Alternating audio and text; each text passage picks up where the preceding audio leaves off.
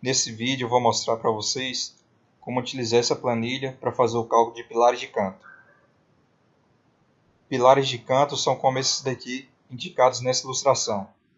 Eles possuem vigas descontínuas apoiadas sobre eles, de tal forma que essas vigas transmitem para o pilar momentos fletores em direções distintas, fazendo com que esse pilar fique submetido a uma flexo-compressão oblíqua. Então, para mostrar para vocês como utilizar essa planilha para fazer o cálculo desse tipo de pilar, eu vou utilizar como exemplo um dos pilares de canto dessa estrutura que eu lancei no EBERIC.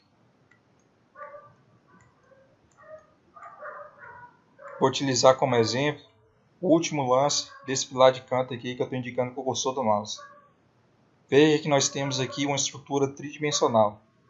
Para fazer o cálculo manual desse tipo de estrutura, você pode imaginá-la como sendo composta por um conjunto de pórticos planos. Então veja que esse pilar de canto aqui faz parte de dois pórticos planos, que são esses daqui que eu estou indicando com o cursor do mouse. Então o que eu fiz? Eu peguei aqui esse outro software de análise estrutural chamado de F-Tool e lancei aqueles pórticos que eu mostrei para você no EBERIC. Se você clicar nesse botão aqui, o EBERIC vai gerar então o diagrama de esforço normal desse pórtico. E qual é a primeira informação que você deve fornecer para a planilha? É o valor desse esforço normal aqui, ou seja, dessa carga axial atuando no último lance do pilar, que no caso é 5,64 kN. Então eu vou inserir aqui 5,64 kN. Agora eu tenho que pegar também essa outra carga axial aqui, desse outro pórtico aqui, ó, que eu estou indicando com o cursor do mouse. Então eu vou abrir ele aqui no F-Tool. E clicar aqui nesse botão para que o F-Tool gere para mim um diagrama de esforço normal. Então esse pilar, esse último lance aqui do pilar, está submetido também a essa outra carga de 17,3 kN.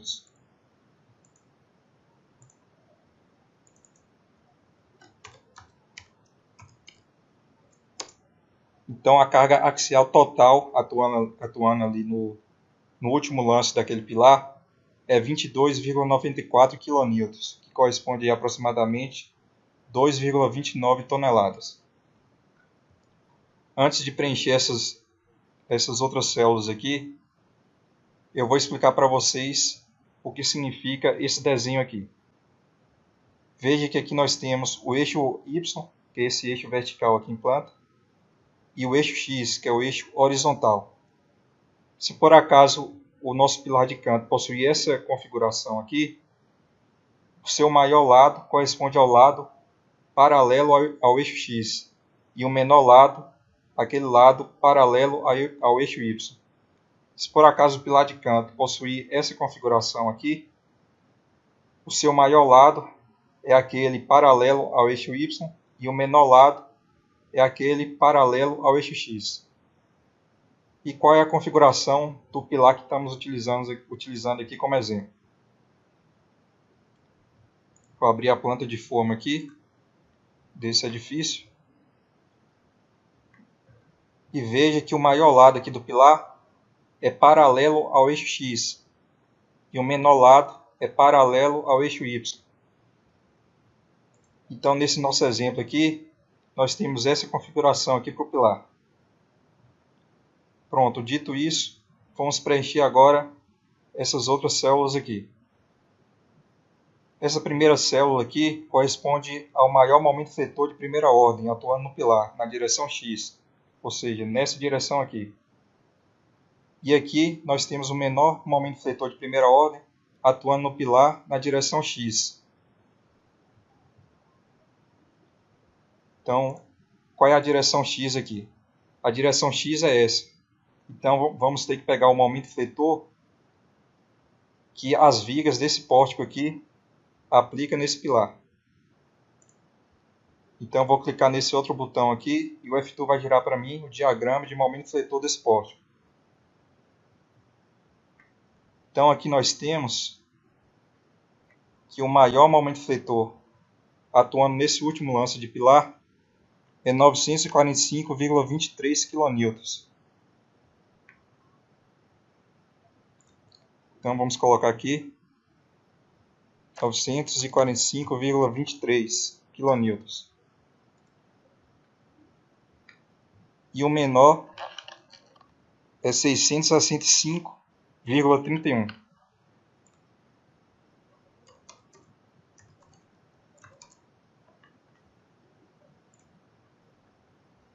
Vou aumentar esses números aqui para a gente conseguir enxergar melhor, para ver se é isso mesmo.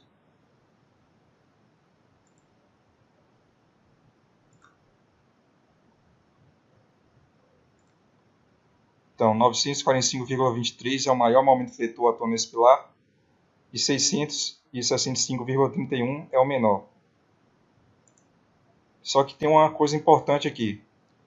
Se você posicionar o cursor do mouse sobre essa célula, ela vai te dizer que esse momento fletor aqui deve ser inserido com o seu valor negativo, se por acaso ele tracionar uma fibra oposta desse outro momento fletor aqui. Aqui no F-Tour, o diagrama de momento fletor é desenhado para o lado onde ocorre a tração. Então veja que para esse momento fletor aqui, a tração ocorre desse lado aqui do pilar, do lado direito. E para esse outro momento fletor aqui, esse momento fletor provoca a tração aqui no lado esquerdo desse lance de pilar. Então a tração ocorre em lados opostos do pilar, ou seja, em fibras opostas. Então esse menor momento fletor aqui, eu devo inserir com valor negativo. Agora vamos obter os momentos fletores, o maior momento fletor e o menor momento fletor para a direção Y. Para isso eu vou precisar abrir o outro pórtico.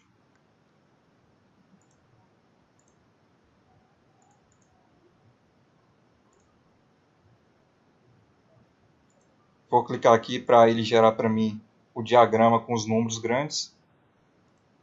Vou clicar nesse botão aqui.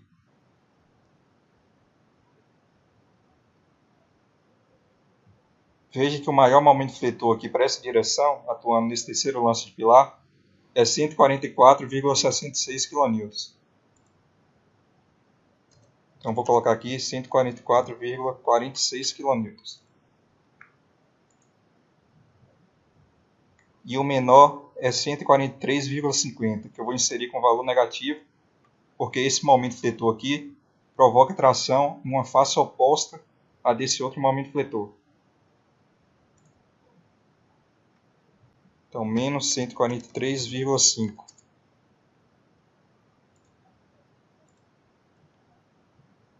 Pronto, após preencher essas células aqui, o próximo passo é determinar, ou seja, inserir aqui as propriedades geométricas do pilar.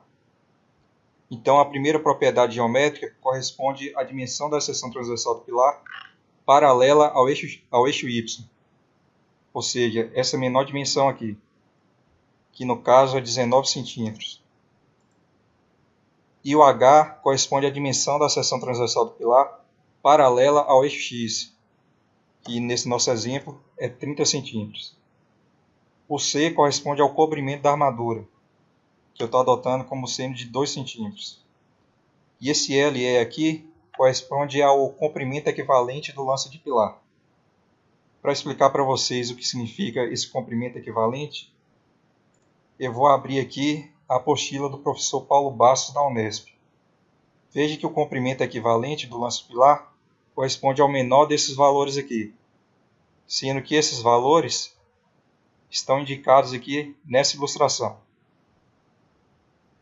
Aqui no nosso caso, o comprimento equivalente desse lance de pilar é 3 metros. Então, vou inserir aqui 300 centímetros, que corresponde a 3 metros. Em seguida, nós precisamos inserir as propriedades dos materiais que compõem o pilar, ou seja, o FCK do concreto, que eu vou adotar como sendo de 25 MPa, a tensão de escoamento do aço, que no caso do aço é A50 é 500 MPa, e a tensão de escoamento do aço que compõe os estribos, que eu também vou adotar como sendo 500 MPa. Aqui você precisa inserir os coeficientes de ponderação, γF e γS. O coeficiente γF é utilizado para majorar esses esforços aqui e também para minorar a resistência do concreto. Eu vou adotar o valor de 1,4 para esse coeficiente. γS é utilizado para minorar a resistência do aço. Eu vou adotar o valor de 1,15. O valor para esses coeficientes você pode obter do item 11.7 e 12.4.1 da NBR 6118/2014. Em seguida, você precisa fornecer a bitola da armadura longitudinal e a bitola dos estribos que serão utilizados nesse pilar. Então, eu vou utilizar aqui a bitola de 10 mm, que comercialmente é conhecida como bitola de 3/8, e vou utilizar os estribos com a bitola de 5 mm. Pronto. Preenchido essas células aqui, a planilha gera uma série de resultados que são apresentados aqui na saída de dados. Para preencher essas duas últimas células aqui, da entrada de dados, eu vou precisar de alguns parâmetros que foram calculados pela planilha e que são apresentados aqui na saída de dados. Então, antes de preenchê-las, eu vou explicar para vocês cada um desses resultados aqui da saída de dados. Então, esse primeiro resultado corresponde a um coeficiente de majoração. De acordo com a NBR 6118/2014, a menor dimensão da seção transversal do pilar deve ser de pelo menos 19 cm, ou seja, a menor dimensão da seção transversal do pilar não pode ser inferior a 19 cm. Só que a NBR 6118/2014 permite você utilizar pilares com até 14 cm de largura, desde que você majore esses esforços aqui por um coeficiente de majoração adicional, que no caso é esse γN. Esse ND corresponde à carga axial atuando no pilar, com seu valor de cálculo. E essa carga axial nada mais é do que esse NK aqui, multiplicado por γF e por γN. Essa letra grega aqui, que se parece com V, é um dos parâmetros de entrada do ápico de Pinheiro, e ele corresponde à força normal adimensional. Esse D' corresponde à distância da face do pilar até o centro das bases longitudinais. Aqui embaixo, a planilha gera uma série de resultados, tanto para a direção X quanto para a direção Y. Esse primeiro resultado aqui corresponde ao índice de esbeltez do pilar. Esse outro corresponde ao maior momento fletor de primeira ordem, atuando no pilar, com seu valor de cálculo. Esse outro corresponde ao menor momento fletor de primeira ordem, atuando no pilar, com seu valor de cálculo. Esse outro aqui é o momento fletor mínimo de primeira ordem. A fórmula que permite calcular esse momento fletor mínimo está presente na NBR 6118/2014. Esse outro parâmetro aqui corresponde à excentricidade associada ao momento fletor de primeira ordem, a esse momento fletor de primeira ordem aqui. Essa outra excentricidade aqui é aquela associada ao momento fletor mínimo de primeira ordem, ou seja, esse daqui. Essas excentricidades aqui são calculadas pegando esse momento fletor e esse momento fletor e dividindo por ND. Aqui nós temos o valor limite para o índice de esbeltez do pilar. E para que serve esse índice de esbeltez limite? De acordo com o NBR 6118/2014, se o índice de esbeltez do pilar for inferior ao índice de esbeltez limite, você pode desprezar o momento fletor de segunda ordem. Só que nessa planilha, para que o dimensionamento do pilar fique a favor da segurança, será considerado nos cálculos esse momento fletor de segunda ordem, mesmo que o índice de esbeltez do pilar seja inferior ao índice de esbeltez limite. Esse parâmetro aqui corresponde ao momento fletor de primeira ordem numa seção intermediária, ou seja, numa seção transversal ali do pilar entre suas extremidades. Esse 1/R corresponde à curvatura aproximada do pilar. Esse parâmetro aqui corresponde ao momento fletor de segunda ordem. E esse momento fletor de segunda ordem, nessa planilha, é calculado utilizando o método do pilar padrão com curvatura aproximada. Esse parâmetro aqui corresponde à excentricidade de segunda ordem, que é calculado pegando esse momento fletor de segunda ordem aqui e dividindo por ND. Essa letra grega aqui, μ, é outro parâmetro de entrada do ápice de Pinheiro. E esse D' sobre Hx aqui, nós vamos utilizar esse parâmetro também lá no ápice de Pinheiro. Terminado de preencher todas as células aqui da entrada de dados, inclusive essas duas últimas aqui, o que a planilha faz? A planilha faz o cálculo da área de aço, do número de barras correspondente a essa área de aço aqui da armadura longitudinal, e faz o cálculo também do espaçamento entre os estribos. Veja que nós não preenchemos essas células aqui ainda, mas a planilha já gerou um valor para a área de aço aqui. Por quê? Porque quando o valor aqui é zero, ou quando você não preenche essas células aqui, a planilha fornece o valor da área de aço mínima para esse pilar, que no caso é esse valor aqui, ou então um valor para a área de aço correspondente a 4 barras com a bitola que foi informada aqui na entrada de dados. Então 3,14, que é essa área de aço informada aqui, corresponde a uma área de 4 barras de 10 milímetros. Pronto, agora que eu já terminei de explicar para vocês cada resultado aqui da saída de dados, vamos consultar o ápice de Pinheiro para obter o valor aqui de ômega, que será utilizado para fazer o cálculo aqui da área de aço que vamos precisar para o pilar resistir a esses esforços aqui que estão atuando nele. Antes de partir para os ápicos de Pinheiro, eu vou explicar essa célula aqui porque eu acredito que eu tenha saltado ela. Então aqui nós temos um momento fletor total para essa direção aqui. E como é que a planilha faz o cálculo desse momento fletor total? Ela pega esse momento fletor aqui, esse outro momento fletor aqui, esse momento fletor ela soma com o momento fletor de segunda ordem, e esse momento fletor aqui ela também soma com o momento fletor de segunda ordem. E o momento fletor total será o maior desses momentos fletores que eu mencionei. Então, dito isso, vamos agora aqui para os ápicos de Pinheiro. O ideal é você começar por um ápico que seja o mais econômico possível. Ou seja, vamos começar por um ápico com esse arranjo aqui. Um arranjo composto por 4 barras, cada barra em um vértice do pilar. Se por acaso, utilizando esse ápico, a planilha calcular uma quantidade de barras maior, por exemplo, 6 barras, a gente escolhe outro ápico com um arranjo com 6 barras e repete o cálculo. Vamos começar aqui pelo arranjo mais econômico, que é esse daqui. Perceba uma coisa, aqui nos ápicos de Pinheiro, ele adotou o menor lado como sendo aquele lado paralelo ao eixo X e o maior lado como sendo aquele paralelo ao eixo Y. Aqui nós estamos utilizando um pilar com essa configuração aqui.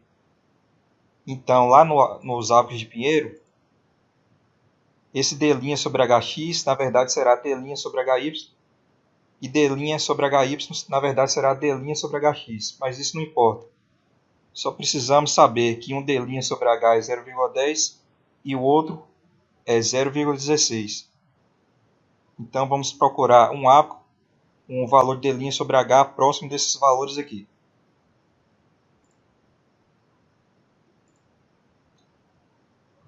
Aqui nós temos o arranjo. Aqui tem o D' sobre Y, D' Y sobre HY, D' X sobre HX, e aqui tem o número do ápico. Então vamos procurar aqui um arranjo com 4, de tal forma que um D' sobre H seja 0,10 e o outro seja 0,16. Veja que aqui nós temos o arranjo de 4 barras, um D' sobre H é 0,10 e o outro é 0,15, próximo de 0,16. Então vamos escolher esse ápico aqui, o ápico 28.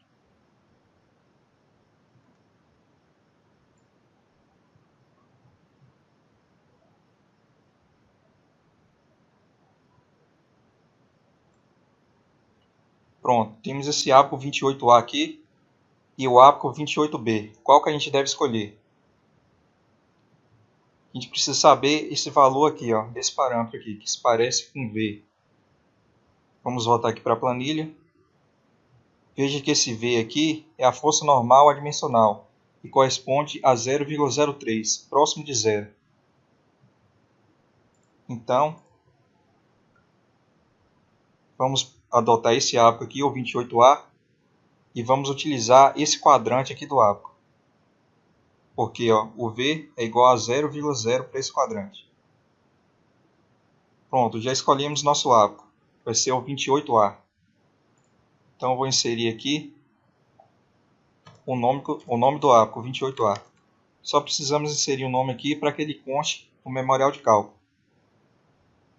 Agora vamos calcular a ômega. Calcular não, vamos encontrar lá no ábaco o valor de ômega. Para isso, precisamos do valor aqui de μx e μy. μx é 0,04 e μy é 0,01.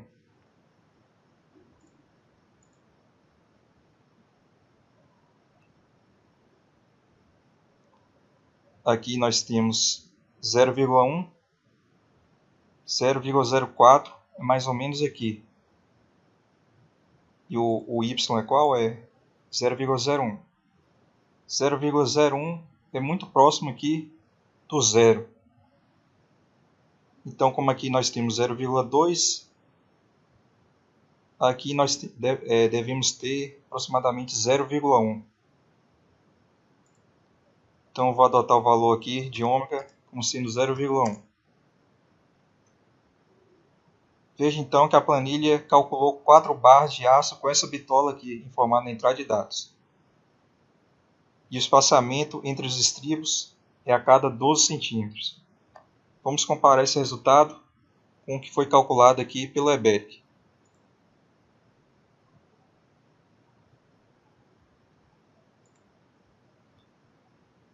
Veja que o Eberic também calculou 4 barras de aço para esse pilar, com a bitola de 10 mm. E os estribos espaçados a cada 12 centímetros.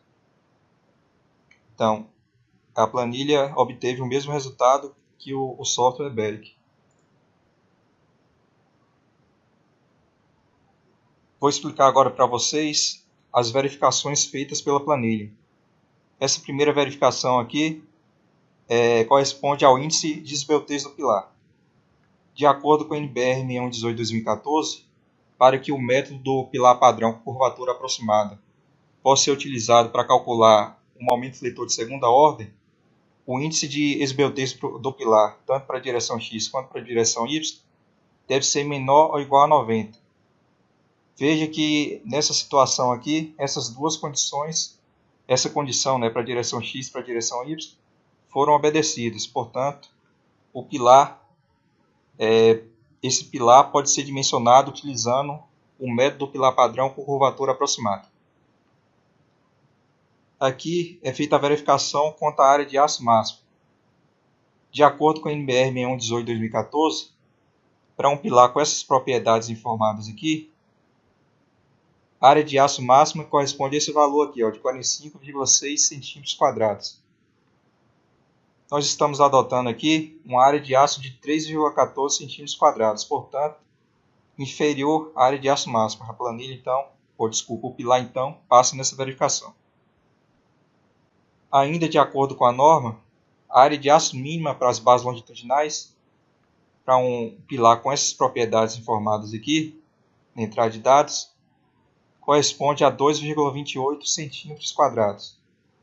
Como estamos adotando aqui uma área de aço de 3,14 cm², estamos também obedecendo a NBR 6118, portanto, o pilar passa nessa verificação. Ainda de acordo com a NBR 6118/2014, a área da seção transversal do pilar não pode ser inferior a 360 cm².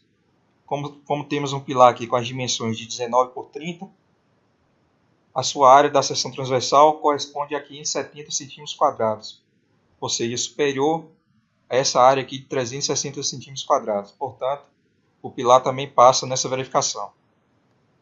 De acordo com o NBR 6118/2014, a bitola dos estribos não pode ser inferior a 5 mm. Como escolhemos aqui a bitola de 5 mm para os estribos, estamos atendendo a norma, portanto, ok aqui. Também, de acordo com a NBR 6118/2014, a bitola das barras longitudinais do pilar deve atender a um valor mínimo e a um valor máximo. De acordo com essa norma, a bitola mínima para as barras longitudinais do pilar é de 10 mm.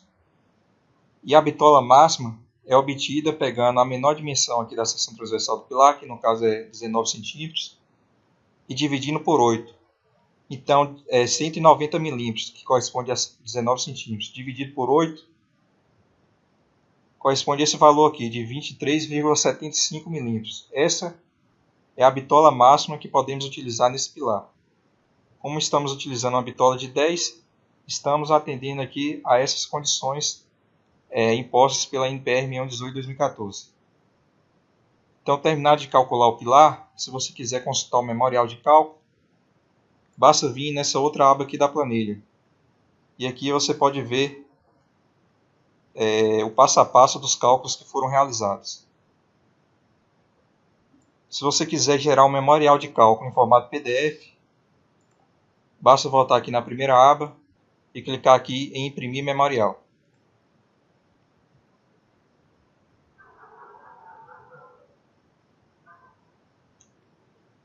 A planilha gera então um memorial de cálculo em formato PDF. Esse memorial é útil para você apresentar para o seu cliente e também é útil para o estudante que pode vir aqui e aprender como faz o dimensionamento pilar. Se você quiser fazer alguma alteração nesse memorial, por exemplo, se você quiser adicionar algumas linhas aqui e aqui em cima colocar o logo da sua empresa e seus dados profissionais, você pode fazer isso. Então vamos simular essa situação aqui. Pronto, eu fiz uma alteração aqui no memorial. Agora eu vou voltar a imprimir esse memorial em formato PDF.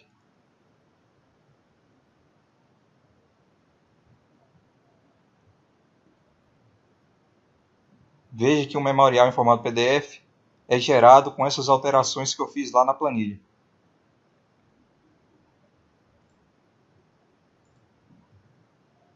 Se você vir aqui embaixo, você vai encontrar as referências bibliográficas que foram utilizadas para confeccionar essa planilha.